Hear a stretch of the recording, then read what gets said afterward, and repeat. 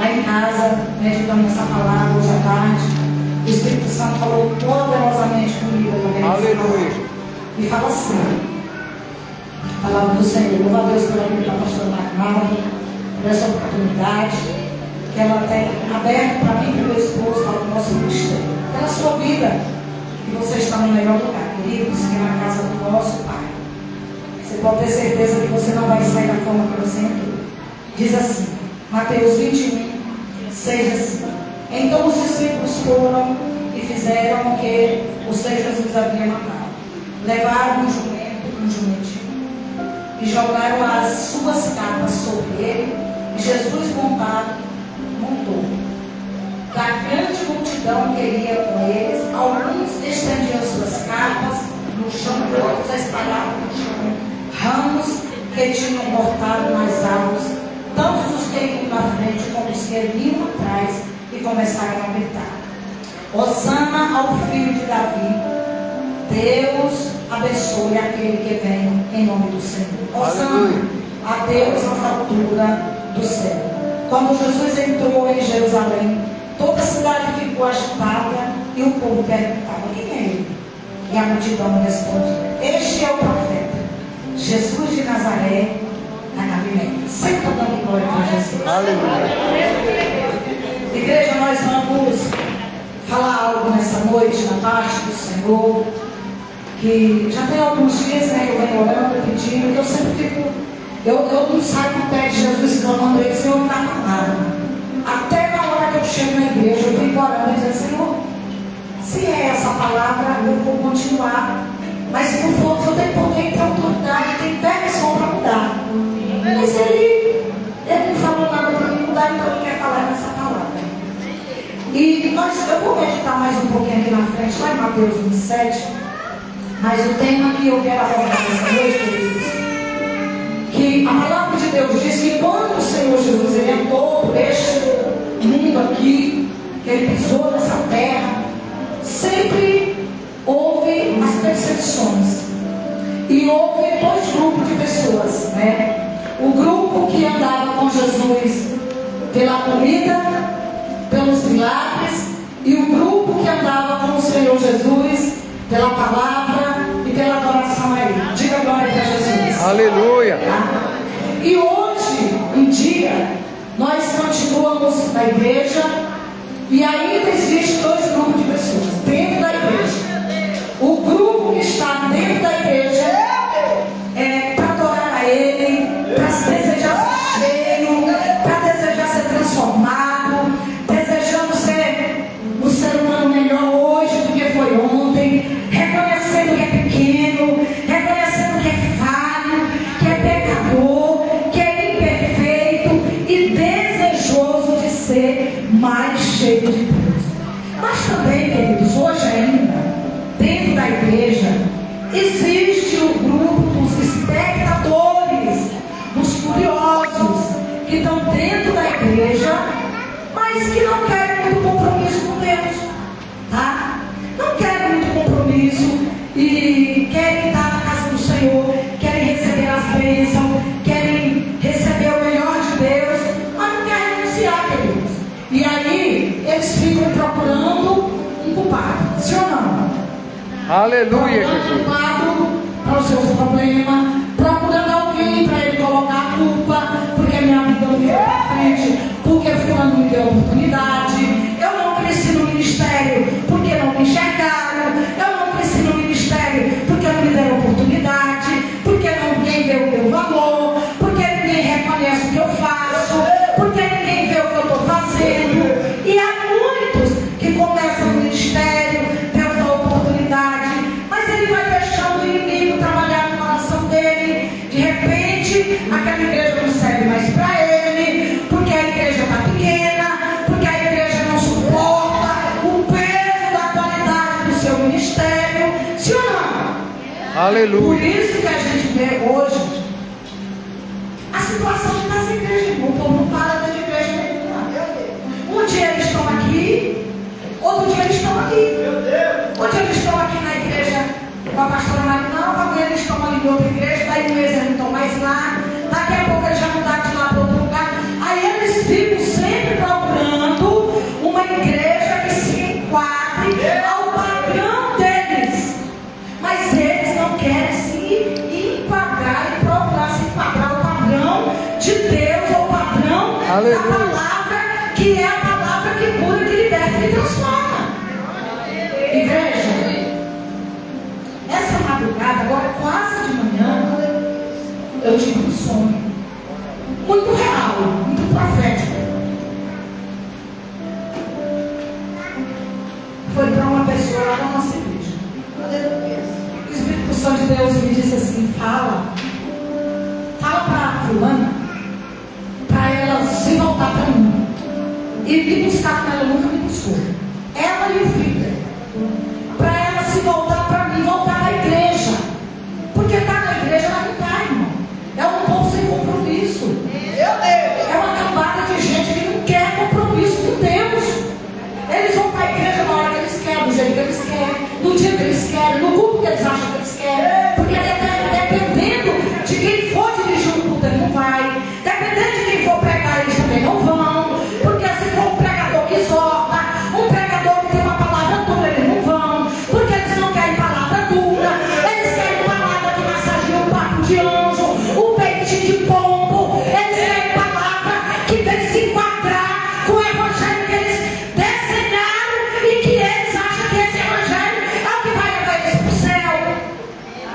Aí o Espírito Santo de Deus disse assim: diga para ela que por esses dias está vindo algo tão terrível no Brasil, tão terrível, que muitos vão nos suportar. Aleluia.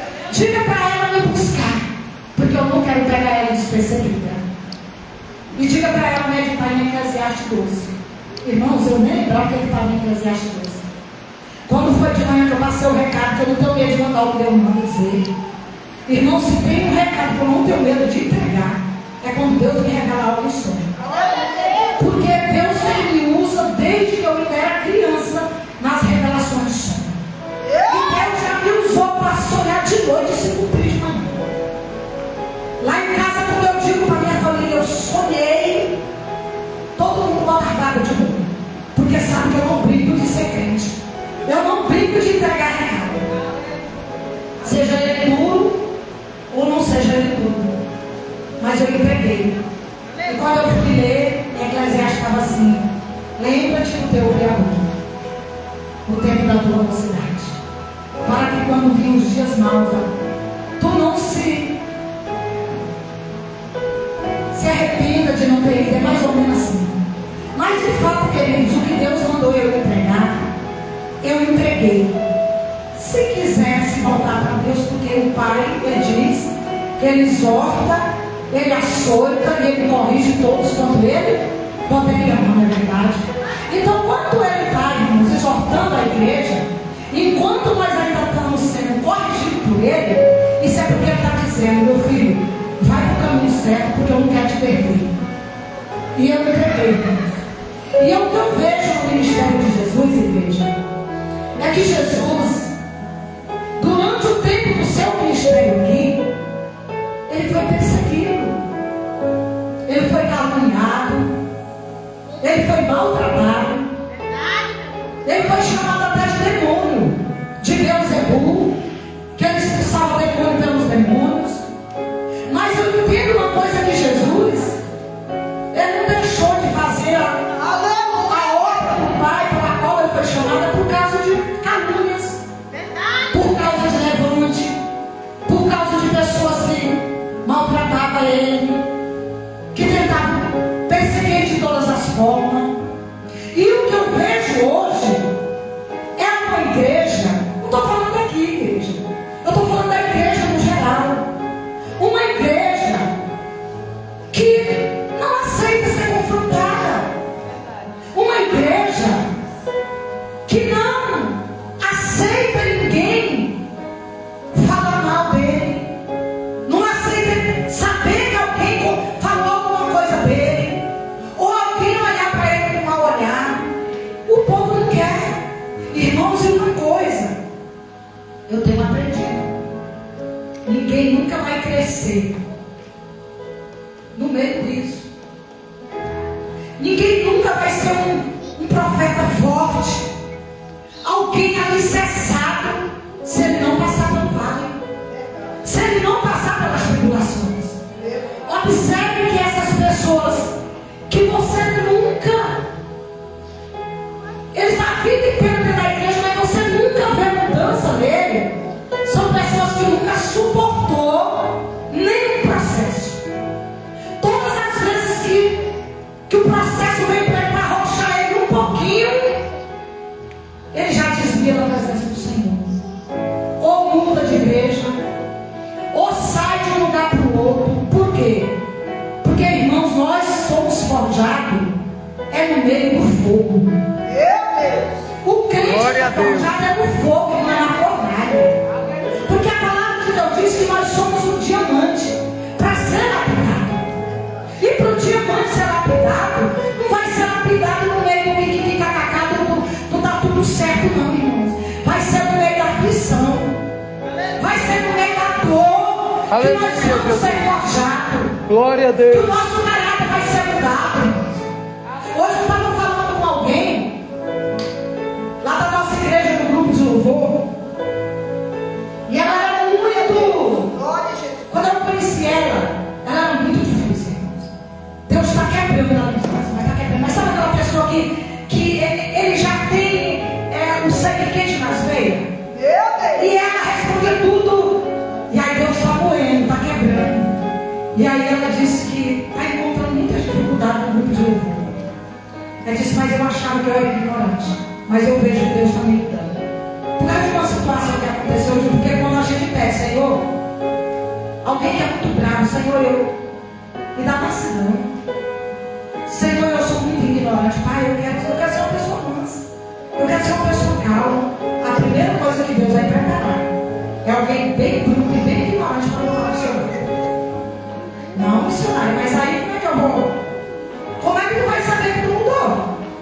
Se tu não tiver ninguém para te confrontar, hein? Ah, é muito fácil, a irmãzinha está a vida inteira dentro da igreja ali. Ah, é uma bênção, mas ela nunca incomodou o inferno a ponto de alguém se levantar contra ela. Aí no dia que ela começa, porque irmãos, uma coisa eu falo, ninguém joga pedra em árvore que não tem fruto. No dia que você começar a frutificar diante de Deus, a primeira coisa que vai acontecer é alguém que está do teu lado se levantar contra ti. Às vezes alguém de dentro da tua própria casa, porque a Bíblia diz que os primeiros que se levantarem contra nós eram de dentro da nossa casa. E a palavra não é mentirosa. Aí o que acontece? Deus prepara alguém bem bruto. Aí o que a pessoa faz? Permite o Senhor a situação, vem. Aí a pessoa não passa no teste. Vem um teste para ela, mas ela nunca passa no teste. Por quê? Porque toda vez que alguém confronta ela, faz o quê? Ela se levanta também para confrontar o outro. Aí ele passa a vida inteira, sabe o quê? Aquele crente velho nunca passou de fase, ó. Toda a vida aquele crente velho vulnerável, aquele crente em pedrinha de ouro, aquele bebezão cristão, como Paulo disse. Paulo estava em uma igreja de Corinto pregando para o povo, anos pregando. Dali ele foi embora, foi para outra terra, passou 2 anos, 3 anos para lá, pregando para outro povo. Quando voltou, chegou, disse que o povo estava do mesmo jeito. Ele disse, eu passei anos aqui, dando leite para vocês, fui embora, eu cheguei, vocês continuam dando leite. Por quê? Porque eu não posso dar uma comida sólida para vocês. Por quê? Porque vocês ainda sois carnais. E aí? Como é que eu vou saber que eu estou pronta? É quando alguém vem me confrontar. Quando o vizinho se levanta contra mim. Quando alguém se levanta com uma calúnia contra mim. Sim ou não? Irmãos, é muito fácil para dizer para o fulano, olha, quando alguém se levantar contra ti, tu tem que ficar calado. Eu quero ver, é quando a situação vier para mim, para você, se nós realmente vamos ficar calados. Porque o exemplo de Jesus aqui, ninguém vê nenhuma passagem na Bíblia, Jesus ele bateu de frente com essa camada. E quando ele falava no Espírito. Esses dias atrás eu cheguei lá no meu comércio. E eu tenho uma moça que trabalha comigo lá, que ela é uma bênção. Mas tem muito tempo que ela está um pouco afastada do Senhor, e eu lutando com ela. E ela tem uma natureza muito difícil. Aí eu tenho uma vizinha nova que chegou e tem um negócio do manequim do lado, lá na outra tem um espaço do manequim, tem a minha. E aí a minha amiga que trabalha comigo botou um manequim grande lá. Aí a irmã chegou comigo e pensou, irmã, esse manequim seu está atrapalhando minha visão. Falei, toda a vida ele teve aí, meu amor. Não, mas agora está atrapalhando, porque ela entrou recém. Falei, minha filha, não tirar, porque nós somos bênçãos. Eu estou aqui para você benção na tua vida, não para você pedra de peso. E o que tiver atrapalhando você aqui, da minha loja que atrapalhando, não tirar. Eu falei para minha mulher, tira o manequim, tira. Aí coloquei o manequim masculino só aqui. Aí de repente eu chego lá. Irmãos, isso não era demônio. As pessoas têm uma mania de achar que tudo é demônio. Mas isso chama-se teste de Jesus de Nazaré. Para ver como é que tu está por dentro. Ele diz lá no livro de Deuteronômio. Diz, eu te levei para o deserto. Capítulo 2. Para te tentar. Para te provar. Para ver o que tinha lá dentro do teu coração. Para ver se tu tinha lá dentro era coisa boa ou era coisa ruim. Para ver se tu estava preparada para mim te passar de um nível para outro. Para ver se tu está preparada para receber aquela bênção grande que tu está me pedindo dentro dele. Eu quero saber, mas primeiro eu tenho que mexer lá dentro para ver o que tem lá dentro. Porque dizer que ama Deus quando vai tudo bem é muito fácil. Dizer que suporta o irmão enquanto o irmão está ali do nosso lado fazendo o que nós queremos, do jeito que nós queremos, é muito fácil para suportar o irmão. Sim ou não? E aí eu cheguei lá, menino, eu fui chegando, tinha faísca para tudo que era lado. A irmã, que é a dona da loja, passou por mim. Eu digo, vale, eu cheguei dentro da loja, a outra estava. Eu digo, o que está acontecendo? Não, porque ela implicou com o manequim branco, tu tirou, e agora ela está implicando com esse manequim masculino e tal. E eu disse, pô, peraí, vamos tirar o manequim, minha filha, porque aqui não vai ficar lá com essa do diabo, não. Quer dizer que tu tem um espaço de tu botar o manequim, tu vai tirar, vai dar para ti, se ela quiser, até o ponto todo, eu vou cair. Porque a minha morada não é aqui. Eu tenho uma morada lá no céu. Eu não vou ficar me perdendo na porcaria dessa terra. Fui lá, tirei o manequim, aí botei o manequim bem pequenininho, deixei lá, irmãos. Foi tanto tratamento de Deus que hoje, o mesmo manequim está lá e a pessoa não falou mais. Mas sabe o que acontece? As pessoas vivem tão enraizadas nessa natureza perversa na carne. Que eles não estão atentos aos sinais de que Deus está dando para nos fazer um vaso cheio da presença dele, um vaso louco da presença dele. O povo lá no fundo da mão, os olhos regalados, pensou assim, ela vai chegar agora, bora ver o que vai acontecer. Porque o povo é assim, os espectadores, eles ficam assim, bora ver o que vai acontecer. Irmão, sabe quando está uma ladaria dessa altura e alguém chega e joga um balde de água e o fogo se apaga? Aquietou. Aí depois eu comecei a conversar. Agora eu já gostou não. Sabe por quê? Porque nós somos bênçãos. Aonde eu e você chegam, irmãos, alguma coisa de diferente tem que acontecer. Se você chegar num lugar e tiver tendo contenda, você chegou, você é de Deus. Então você tem que chegar já chegando com a diferença.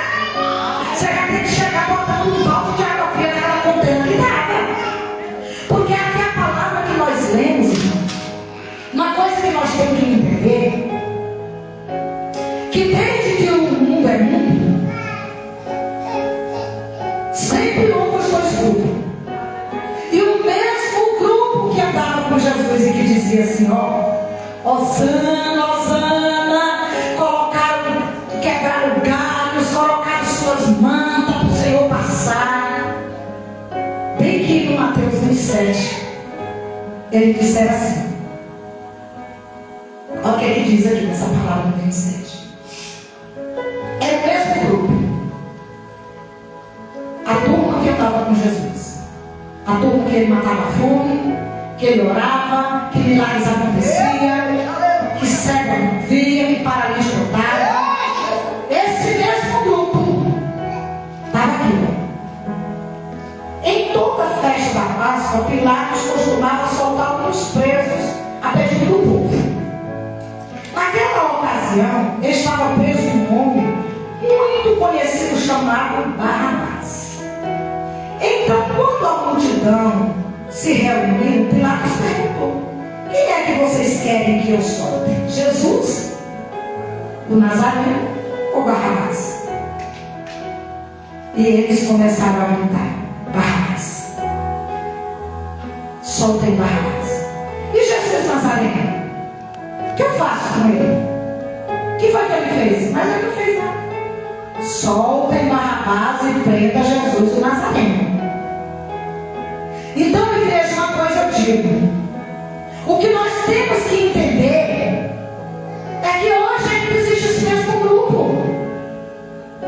Nós que somos de Deus, que queremos ir morar no céu, que temos a consciência de que Jesus morreu na cruz para nos salvar, é quem temos que entender em qual grupo nós estamos encaixados. Porque a palavra de Deus diz também que quando Jesus voltar para buscar a sua igreja, a sua noiva, vai ter os dois grupos. O grupo dos que estão cheios de Deus, sedentos, esperando a volta de Deus, ansiosos pelo arrebatamento, mas também vai ter o mesmo grupo de espectadores que passaram a vida inteira dentro de uma igreja, olhando, vendo o crescimento da irmã, do irmão, que chegou capengando, cheio de pecado, chegou às vezes bebendo ainda, viciado, mas ele desejou ser cheio do Espírito Santo. E essa mesma pessoa está do lado, vendo o irmão ser cheio de Deus, ser batizado com o Espírito Santo, e a pessoa de lado olhando, e ainda dizendo: não precisa de tudo isso. Isso é fanatismo. Para que tudo isso? Para que jejuar todo dia? Para que ler Bíblia? Para que orar? Isso é para quem quer ser cheio. Porque não tem como alguém que quer ir morar no céu estar aqui na terra e não desejar se relacionar com o céu. Aleluia, Jesus. Glória a Deus. Eu tenho certeza que aqui ninguém vai levar um desconhecido para dentro de sua casa, vai? Alguém leva? Ninguém leva. Eu mesmo vou levar gente estranha para dentro da minha casa. E a Bíblia diz que naquele dia, aquele grupo que estava de espectadores, Deus não vai privar eles de verem a igreja sendo arrebatada. Você pode dizer glória a Deus? Aleluia. Irmãos, eu sei que vai ser um dia muito difícil. Vai ser um dia de muitas lágrimas. Porque eu sei também que tem pessoas, irmãos, que têm consciência de que está pecando, está dentro da igreja e está pecando. Mas como foi lido aqui nessa noite, que Satanás, o Deus desse século, ele cegou muitas pessoas, a ponto de fazer as pessoas acreditarem que estando no pecado, eles poderão ser salvos. Você sabia? Que o diabo, ele tem cegado pessoas que estão dentro da igreja em pecado, mas eles acham que a graça vai salvar eles. Meu sobrinho estava dirigindo uma célula na quinta-feira. E ele disse que lá tinha um rapazinho, é de uma denominação aí que a gente não pode citar. Diz que ele falou assim: não, cara, eu me apoio totalmente na graça. Namoro uma moça já tem 10 anos, nunca casou. Vive uma vida normal, mas ele disse: não, mas eu tenho certeza que eu salvo, porque eu tenho a graça de Deus. Irmãos, a graça de Deus não é passaporte para ninguém pecar. O passaporte do crente para ir morar na Nova Jerusalém é o Espírito Santo de Deus. O ingresso do crente para ir morar no céu, queridos, é o Espírito Santo. Então, se você ainda não recebeu o batismo com o Espírito Santo, você tem que todos os dias, quando jogar tua cara no chão, tua palavra tem que ser essa: Senhor, eu preciso ser batizado. É como você ir para um congresso, para uma festividade que precisa do ingresso, e que você não entra lá sem o ingresso e você chegar na portaria e dizer: eu quero entrar. Não vai entrar, irmãos. Assiste aquele filme, O Peregrino, para vocês verem como é que é. Para ir para o céu vai ser daquele jeito. Então, igreja, luta para você ser batizado com o Espírito Santo. Porque o Espírito Santo é quem vai te dar graça e força para tu não continuar pecando. O Espírito Santo é quem vai te dar graça e força para tu desejar tirar tempo com ele nas Escrituras Sagradas. Quem vive na carne, igreja, não tem força de ler Bíblia. E quando lê como se estivesse lendo um livro qualquer. Isso aqui não é um livro. Eu já vi pessoas dizendo: eu não vou ler esse livro não, porque eu já li esse livro da Bíblia. Eu já li várias vezes. Meu irmão, você pode ler 500 vezes. Todas as vezes que tu for ler a mesma palavra, o Espírito Santo de Deus vai te revelar algo que tu ainda não tinha visto. Porque a palavra de Deus é mais atual do que um jornal que acabou de sair. Eu te digo isso com precisão. A palavra de Deus é mais atualizada do que qualquer jornal que acabou de ser lançado. Qualquer reportagem que acabou de sair na televisão agora, a Bíblia é muito mais atualizada. Porque tudo que está acontecendo hoje foi escrito há não sei quantos mil anos atrás. Já estava tudo anotado aqui. Lá no Salmo 139 diz que antes de eu ser formada na barriga da minha mãe, Ele já sabia, até os meus dias aqui na terra já estavam contados e anotados no livro dele. Como que eu não quero, queridos?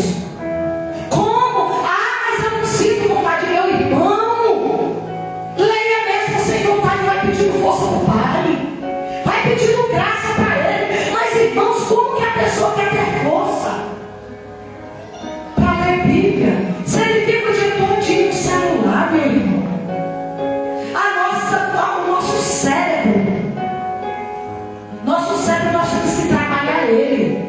Se eu tenho o hábito todo dia de ficar só no celular, o meu cérebro só vai querer ver celular. Mas aí eu tenho que reeducar ele para a palavra. Como nós vimos naquele mundo, irmãos, daquela bagaceira que nós vimos lá. Se prepara para louvar a menina aqui? Como nós vimos naquele mundo, nossa mente era uma. Nossa mente era suja. Nosso comportamento era diabólico. Eu falo de mim. Minha boca, irmãos, só saía palavrão. Meu coração era mau, era cheio de rapina. Irmãos, eu falava tanto palavrão, eu xingava. Aquele irmão, não. Hoje, quando eu vejo alguém xingar, irmão, meu Deus, me dá até náusea. E você sabe o que é pior? São pessoas que estão dentro da igreja e continuam com a boca do mesmo jeito. Continuam falando palavrão. Continuam xingando. Continuam falando mal do seu irmão. Continua querendo viver do seu jeito. E ainda culpando os outros. Não, mas só porque foi fulano. Eu não vou pedir perdão, não. Porque foi ele que me feriu, irmão. Aonde que está escrito que nós temos que pedir perdão para quem nos feriu? O perdão não é para quem tu vai pedir, não, é para tu. O perdão é para mim. Quantas pessoas eu já pedindo perdão nessa vida porque eu falei a verdade dentro da palavra, mas ficaram feridos porque não querem ser curados. Ele diz: você me feriu. Não, você já está ferido, mas você não quer ser curado, porque para ser curado tem que ser ferido de novo. Nosso Jesus foi ferido, queridos. Para quem mais ferido do que foi o nosso mestre? Pessoas que ele fazia o bem. Hoje estava lá, Osana, Osana. Dias depois estava lá: crucifiquem, crucifica. E ele fez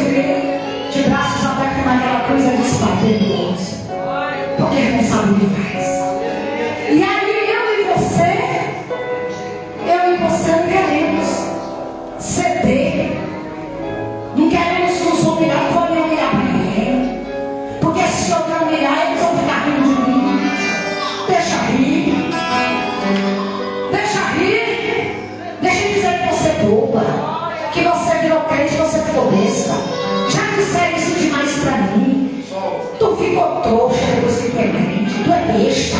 As pessoas, tem tanta gente pra correr atrás pra pedir favor, só vem pra tu. Tem tanta gente pra pedir pra levar em tal lugar, mas só vem. É porque o cara tem sido trouxa, que não deixa pensar. Eu prefiro servir do que ser servido. Porque é melhor dar do que receber. E eu não faço nada pra ninguém, esperando ninguém fazer nada pra mim, não. Porque eu tenho recompensa garantida lá no céu. Se coloca de pé, igreja. Aleluia. Mete na outra pessoa.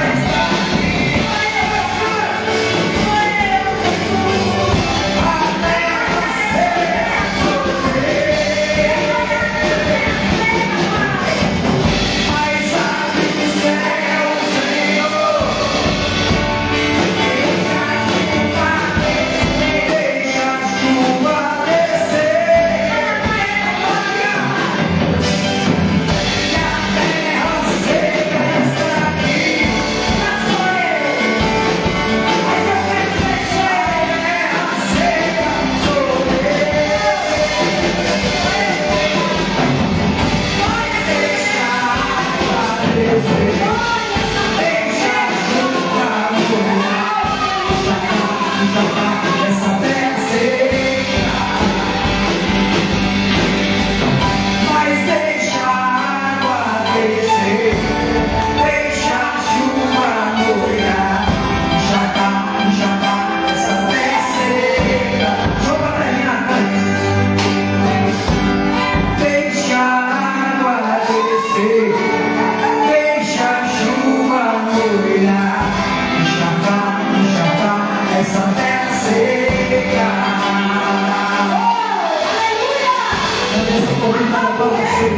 Jesus. Queridos, vocês entenderam?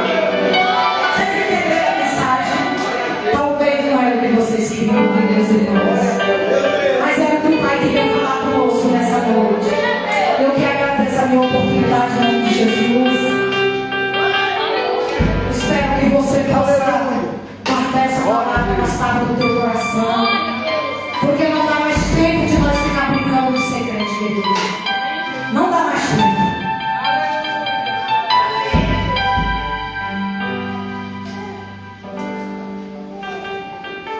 Glória a Deus. Amém?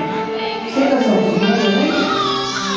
Glória a Deus, o Senhor Jesus continuou os conselhos do Senhor Jesus. Palavra tremenda, viu, bicho? A palavra a parte da palavra que Deus do céu do Senhor foi o mesmo tema lá em cima da palavra que estava aqui, né? Nós temos que ser cego para servir, amém? Nós temos que estar na casa do Senhor para servir o Senhor Jesus todos nós. Aleluia. A palavra que está tratada na hora do teu coração e ser verdadeiramente